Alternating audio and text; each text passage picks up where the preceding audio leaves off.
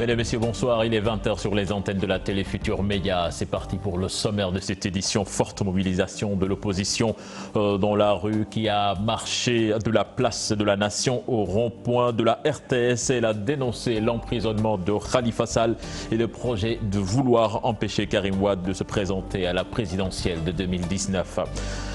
Le secrétariat exécutif national de l'APR, de son côté, soutient que Macky Sall n'est pas mêlé au rejet de la demande de Karim Wade de figurer sur les listes électorales. Seydou Gueye et compagnie soutiennent que la manipulation orchestrée par l'opposition ne passera pas. Par fond de suspicion à la mairie de Kafountine, le forum civil du département de Bignona exige l'audit du conseil municipal. Il estime que des irrégularités ont été notées en matière de gestion du foncier. Et puis le président chinois Xi Jinping attendu à Dakar les 21 et 22 juillet prochains. L'ambassade de Chine au Sénégal a communiqué ce matin sur les activités prévues. Voilà le sommaire de ce 20h. Tout de suite le développement.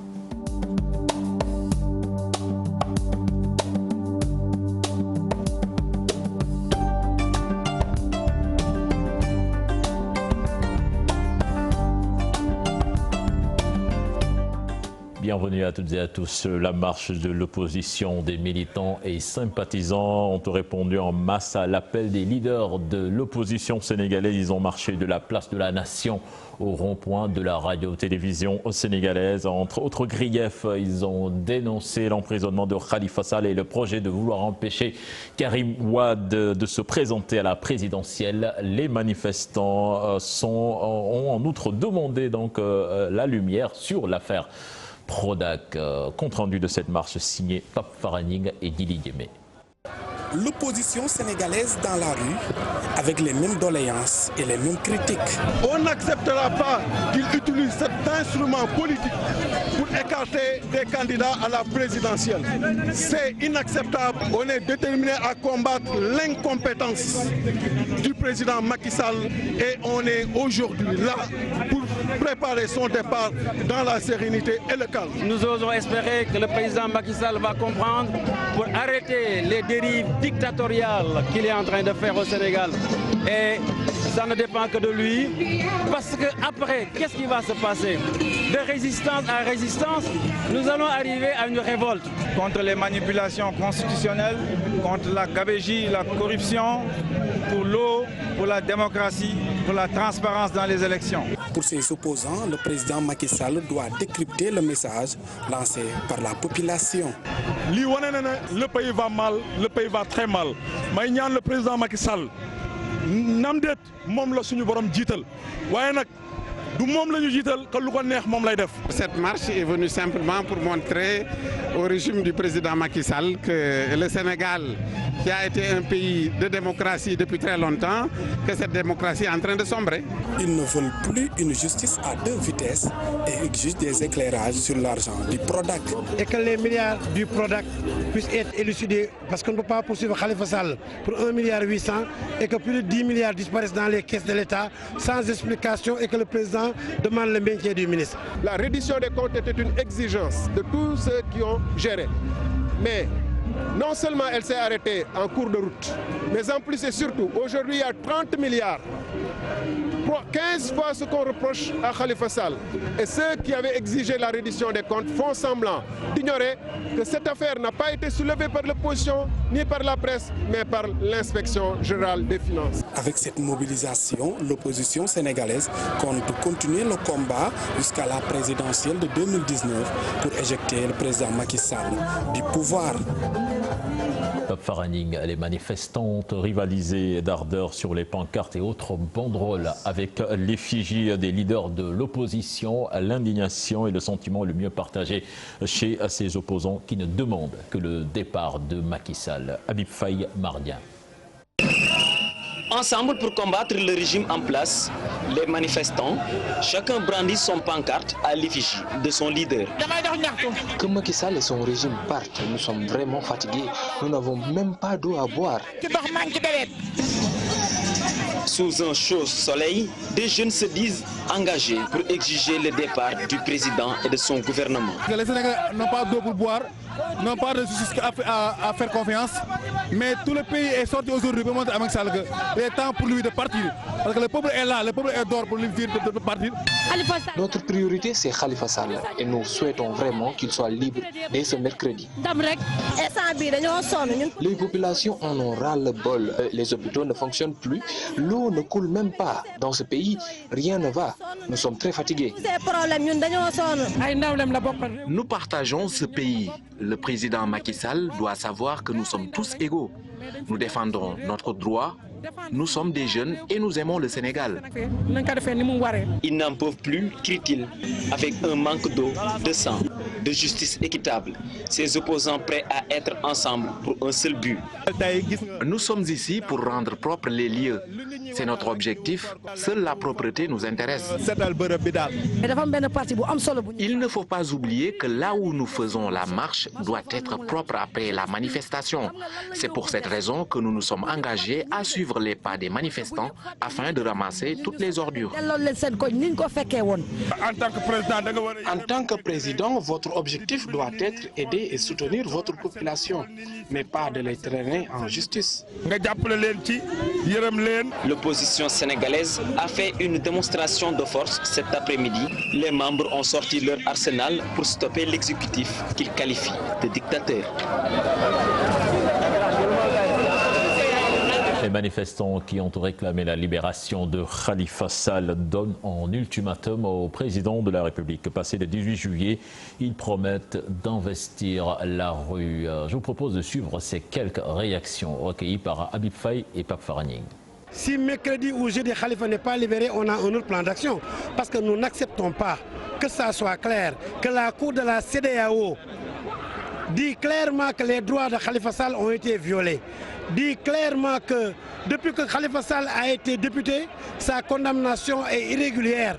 Donc Khalifa Sall doit être libéré. Il faut être convaincu que Macky Sall, c'est pas par des procédures judiciaires ou par la négociation qu'on va l'enlever de là. Il est décidé à conserver son pouvoir vaille que vaille et il ne compte pas sur son mérite, sur ses réalisations et encore moins sur sa gouvernance, sur une gouvernance vertueuse, mais il ne compte que sur le tripatouillage du système électoral pour pouvoir s'imposer. Et ça, il va falloir qu'on fasse face sur le terrain. Nous avons à la fois un problème de gouvernance démocratique, de gouvernance économique, de gouvernance sociale. Nous avons un problème de priorisation dans les politiques publiques. Aujourd'hui, nous sommes à un moment où personne ne viendra nous aider. Parce que même les puissances étrangères sont aujourd'hui en train d'attendre leur contrat sur le gaz et sur le pétrole.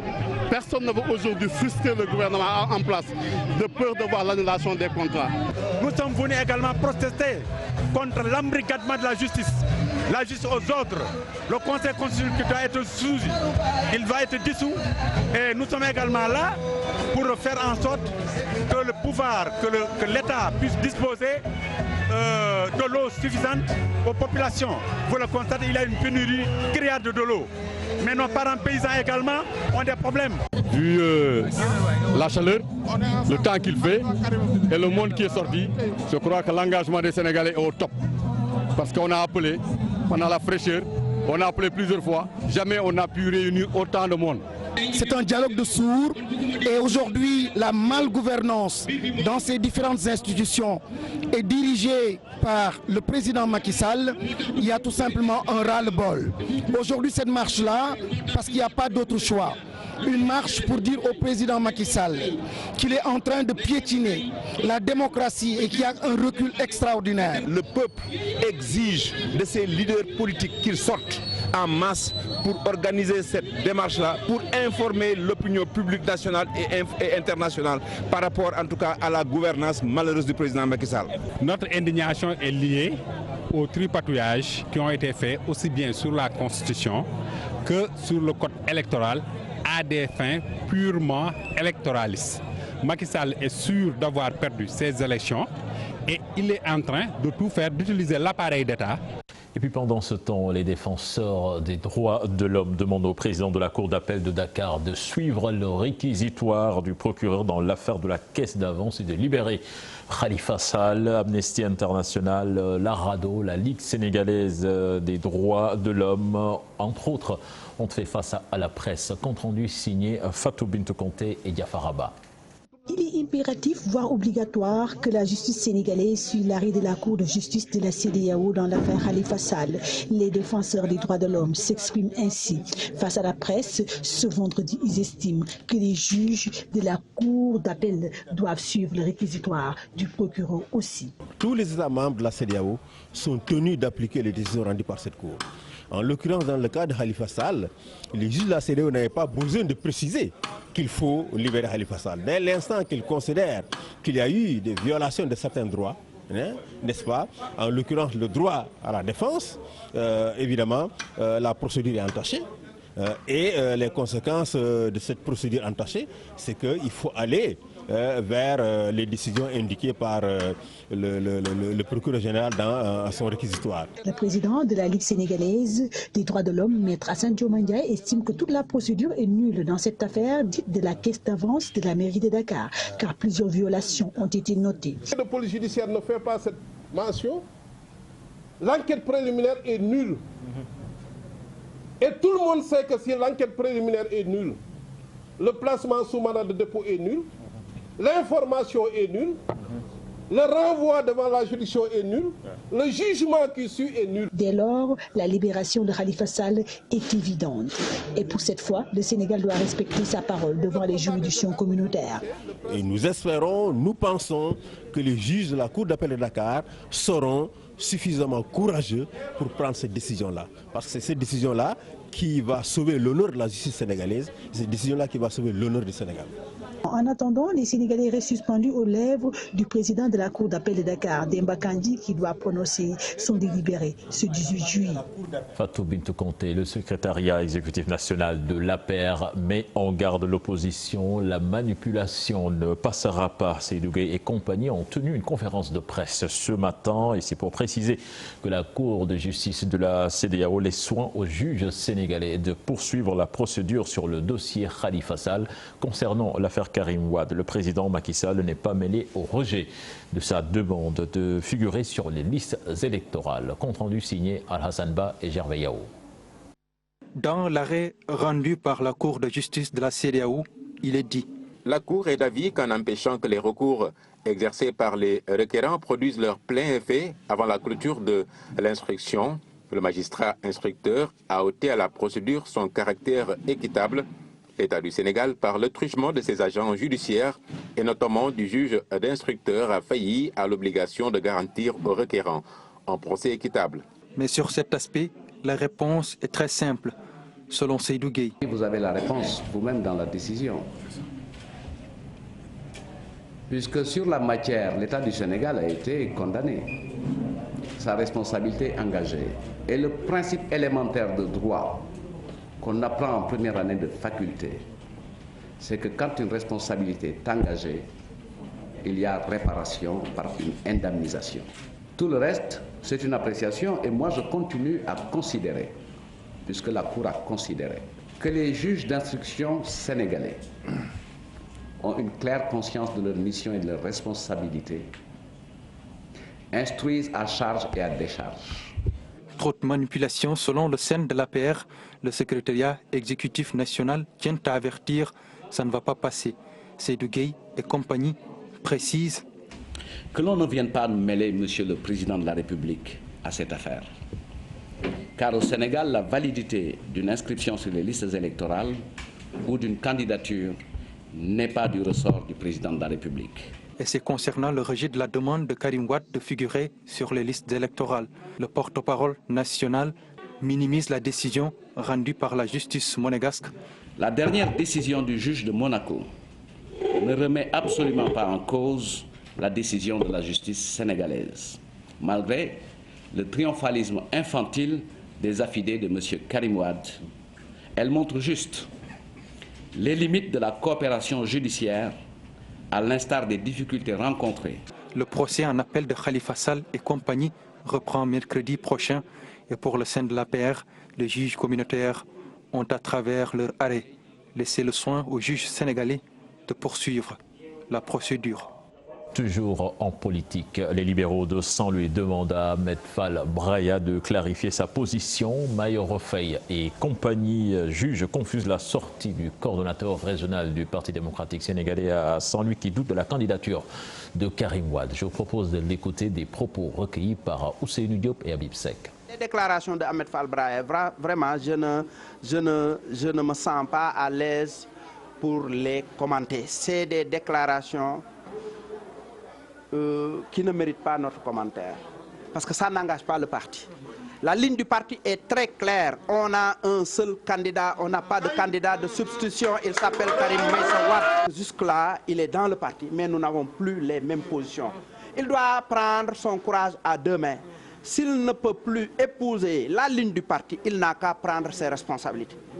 Nous ne souhaitons pas qu'il parte, parce que nous sommes dans une période d'addition. Mais nous préférons être 100 personnes convaincues que d'être avec 1000 autres qui ne sont pas convaincus. Nous disons que la position du parti, malgré, quelle que soit la déclaration de notre frère Ahmed, la position du parti est claire et nette. Nous avons un candidat et nous livrerons le combat qui s'y est pour que sa candidature soit acceptée, parce que nous avons les moyens politiques et juridiques de le faire. Nous allons à présent dans le sud du pays avec le forum civil du département de Bignona qui exige l'audit du conseil municipal de Kafountine. Il estime qu'après plusieurs enquêtes menées dans le cadre du contrôle citoyen, des irrégularités ont été notées, notamment en matière de gestion du foncier avec 52 hectares octroyés. En particulier, suivant les propos des coordonnateurs du Forum civil de Bignona, il s'appelle Abdoulaye Diallo. Il est interrogé par Boubacar Diassi. Quand le problème là, on a eu vent du problème, on a rencontré le comptable public qui était le précepteur du département de Bignona.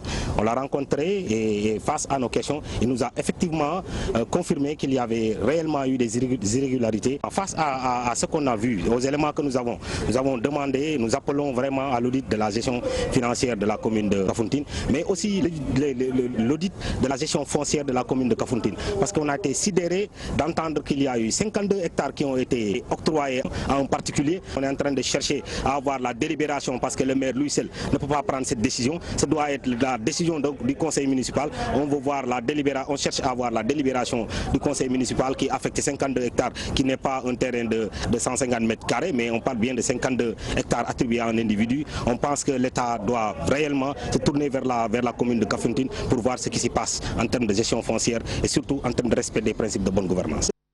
Et puis le maire de Kafountine, Victor Diatta, a déclaré que la gestion foncière pointée du doigt par le forum civil remonte au moment où la collectivité locale était une communauté rurale vers les années 90 et il promet une réponse documentée dans les jours à venir.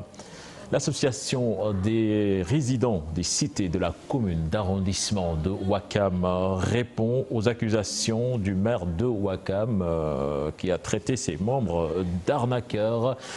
Elle a mis en garde l'autorité suprême donc, de la commune contre toute tentative de diffamation à son encontre. Elle a fait face à la presse ce matin, compte rendu signé Swadou Ndiaye et Papfal.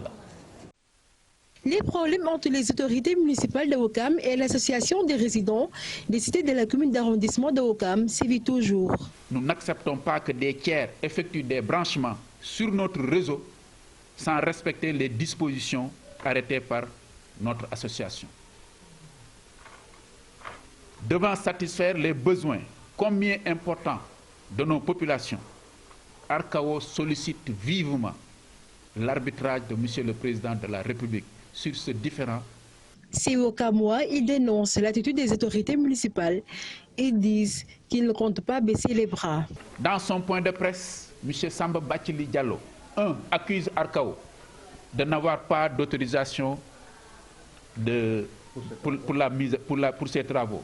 Voici la preuve.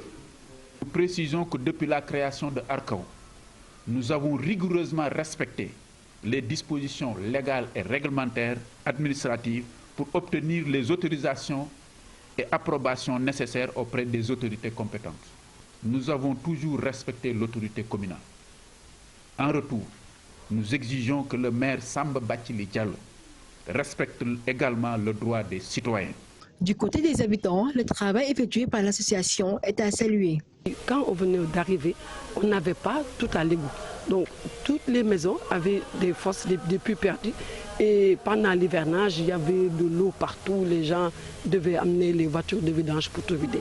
Depuis qu'elle a commencé le projet, on s'est cotisés, nous tous les habitants se sont cotisés pour avoir un réseau qui va tout à l'égout. Nous sommes satisfaits de ce qui s'est passé, vraiment.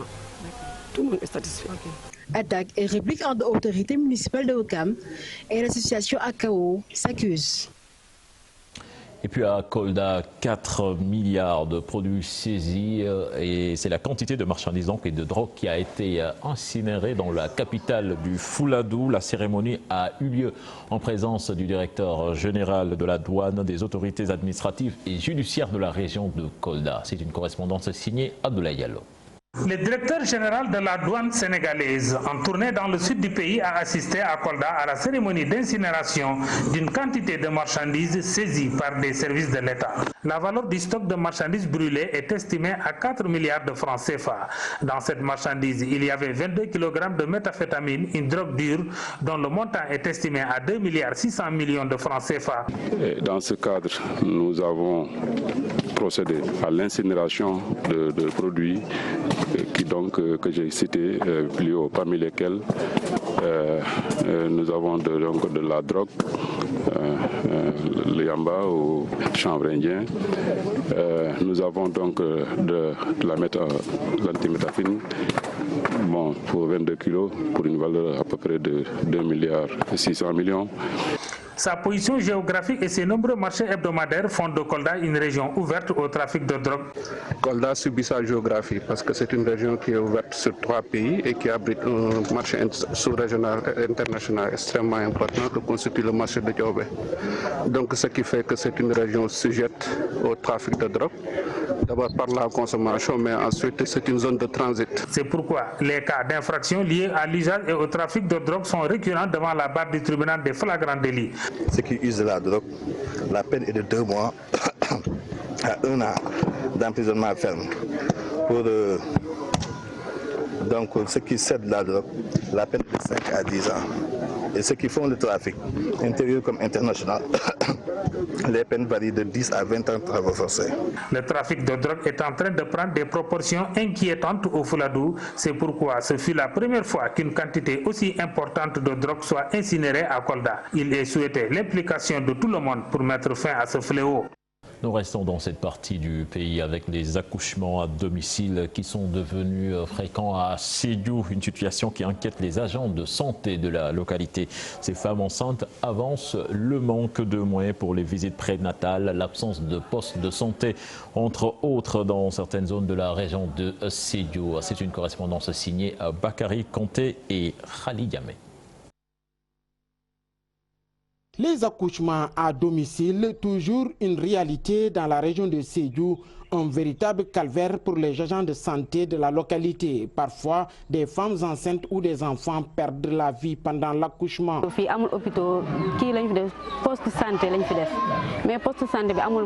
Ici, à Badjari, on n'a pas d'hôpital. Nous avons un poste de santé sans matériel. Une femme enceinte qui doit accoucher est obligée de se rendre à Sédhiou. Certaines qui ont des moyens appellent l'ambulance. Les autres sans ressources sont obligées d'accoucher à la maison.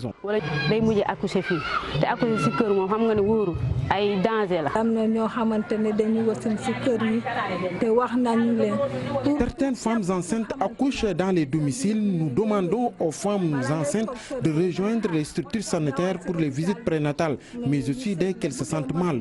L'accouchement à domicile est dangereux et parfois, s'il y a des complications, la femme ou l'enfant meurt.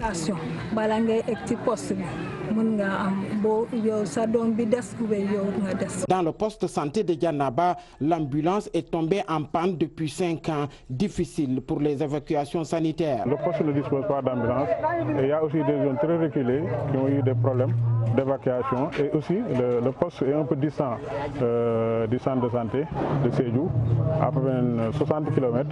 Et que si on a aussi des évacuations à faire, on est obligé de se rabattre sur des bonnes volontés. Ça fait presque 5 ans que l'ambulance est là et en panne. Africaire, dans son programme show, organise une campagne de sensibilisation dans les communes de Bambali, Koussi, Djanaba et Sansamba pour inciter les femmes enceintes à se rendre dans les structures sanitaires. À Sangalkam, les femmes rurales réclament des terres pour mieux exercer leurs activités agricoles. Ils s'exprimaient en marge d'une cérémonie de remise d'attestation de fin de formation des fruits et légumes. Leur présidente Awa Gueye, que je vous propose d'écouter au micro d'Ousseynou Thiam. Ce que nous voulons, c'est que les femmes de Sangalkam et les jeunes de Sangalkam aient leur part. Parce qu'aujourd'hui, vous avez vu, on a fait des transformations en fruits et légumes. On a fait des transformations en céréales. Nous sommes allés les acheter. Lorsque nous avons nos grands prix, c'est nous qui avons cultivé du maïs, du manioc et des bissap. Mais aujourd'hui, pour faire la transformation, on va aller dans les loumas pour acheter des bissap, etc. Notre principal démarche, c'est avoir accès à la terre. Nous lançons au président de la République, puisque le programme DAC qu'il nous avait promis, il n'a qu'à nous affecter ces terres-là. Nous avons besoin de terre, c'est pour cultiver. On l'a annoncé également dans les titres de cette édition, la visite d'État et de travail du président chinois au Sénégal. Son Excellence Xi Jinping sera l'hôte du président Macky Sall du 21 au 22 juillet prochain. Les deux présidents procéderont à un échange de vues sur le partenariat de coopération sino-sénégalaise, les relations sino-africaines, le sommet de Beijing ainsi que d'autres questions d'intérêt commun. L'ambassade de Chine au Sénégal a rencontré la presse ce matin pour évoquer les différentes activités prévues. Compte rendu signé Ibou Diouf et Mbaye Diouf. Du 21 au 22 juillet prochain, le Sénégal et la Chine s'arrêtent ensemble pour évaluer leur coopération bilatérale. Il s'agit là de la première visite du président Xi Jinping en Afrique de l'Ouest, la première sortie à l'étranger depuis sa réélection. Le président Xi Jinping s'entretiendra avec son homologue sénégalais Macky Sall. Ils procéderont à un échange de vues sur le partenariat de coopération stratégique globale sino-sénégalais, les relations sino-africaines et le sommet de Pékin du Forum sur la coopération sino-africaine, ainsi que les questions d'intérêt commun. Avec un montant estimé à 844 milliards de francs CFA dans le PSE, la Chine reste un des partenaires privilégiés du Sénégal. Jamais maintenant un pays qui peut se développer sans partenariat avec les autres pays. Mais le continent africain, les pays africains et la Chine, nous aurons maintenant les mêmes défis, c'est le développement. C'est que la Chine voudrait avoir un développement commun avec son partenaire, surtout des pays en voie de développement, surtout des pays africains. Des marchandises importées par la Chine sont des arachides et des produits de mer, etc. La visite du président chinois au Sénégal intervient dans un contexte d'amélioration du partenariat bilatéral. Cette Chine qui compte sur les pays africains pour mieux dérouler ses projets. Le gouvernement chinois encourage toujours les grandes entreprises, les grandes sociétés chinoises faire des exploitations, faire des coopérations avec le Sénégal. Jusqu'à maintenant, nous avons déjà, il existe déjà une coopération dans ce domaine. Notre société CNOOC gagnait une bloc aux frontières avec une bloc offshore aux frontières avec Guinée-Bissau là-bas. Xi Jinping au Sénégal, plusieurs accords en perspective, un projet de coopération annoncé et qui devra porter dans les secteurs du transport, de l'agriculture et de l'énergie, sans oublier l'ouverture prochaine d'une usine de vêtements et de fabrication de tuyaux à Diamniadio. Et puis la coopération entre Paris et Dakar, magnifiée par l'ambassadeur de la France au Sénégal. C'était lors de la célébration de la fête nationale d'indépendance de la République française. Nos reporters Aïssatou Paye et Didi Diémé y étaient pour nous. La République française célébrée en terre sénégalaise. 3 siècles de coopération entre les deux nations. Et en cette cérémonie de fête nationale, les relations sont toujours au beau fixe. 50 ans d'histoire, c'est 25 000 Français ici, c'est je crois 200 000 Sénégalais en France, mais c'est aussi un grand avenir, beaucoup de projets que nous avons en commun. Le TER qui va complètement révolutionner le Grand Dakar, c'est aussi l'apport d'eau du lac de Guiers vers Dakar qui va faire en sorte qu'il n'y ait plus de problème de coupure d'eau. Ce sont aussi des projets dans le domaine de l'éducation, dans le Grand Dakar, mais aussi en Casamance, et des projets agricoles sur la vallée du fleuve ou à Vélingara. Voilà, c'est beaucoup d'actions qui sont menées. 210 millions d'euros ont été ainsi engagés par l'AFD en 2017. Nous travaillons avec l'Union européenne, la Banque mondiale, nos amis américains, nos amis canadiens, allemands, pour accompagner le Sénégal sur cette voie de l'émergence. Et avec un effort particulier sur la jeunesse et sur l'éducation. Vous vous rappelez, quand le président Macron est venu ici, ça a été vraiment pendant 48 heures avec son épouse, vraiment une atmosphère de liesse, une très belle énergie, et on veut mettre l'accent sur la jeunesse avec ce projet de campus universitaire franco-sénégalais à Diamniadio. Les deux républiques, en plus d'une longue tradition de coopération, partagent les mêmes valeurs. Ce sont des moments privilégiés, je pense, pour tous les Français et aussi pour beaucoup de Sénégalais avec lesquels nous entretenons un rapport d'amitié et de confiance très ancien. Beaucoup de Français ici sont présents ici depuis très longtemps. Leurs parents étaient déjà là, les écoles étaient déjà là, les entreprises étaient déjà là. L'une d'entre elles a fêté ses 120 ans. Donc il y a une présence très ancienne et de terrain. Et c'est pour ça que le ministre Sidiki Kaba, le ministre des Affaires étrangères, qui est venu ici, a parlé de cette relation. Des relations des plus solides, dira Sidiki Kaba. Maintenir cette dynamique basée sur une histoire et des valeurs partagées, ainsi qu'une tradition de coopération dans presque tous les domaines. Au plan politique, je voudrais particulièrement magnifier la visite d'État que le président Macron a effectuée au Sénégal du 1er au 3 février 2018.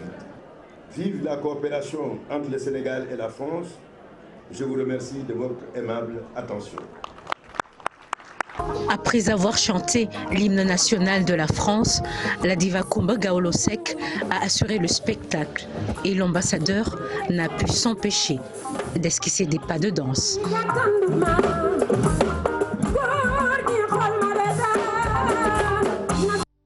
Là, c'était le dernier élément de ce journal. Retrouvez tout à l'heure Papa Abdoulaye dans le journal du Mondial. Prochain rendez-vous pour l'information sera à 0h avec le tout en images. Excellente suite de programme en compagnie de la Télé Futurs Médias. Au revoir.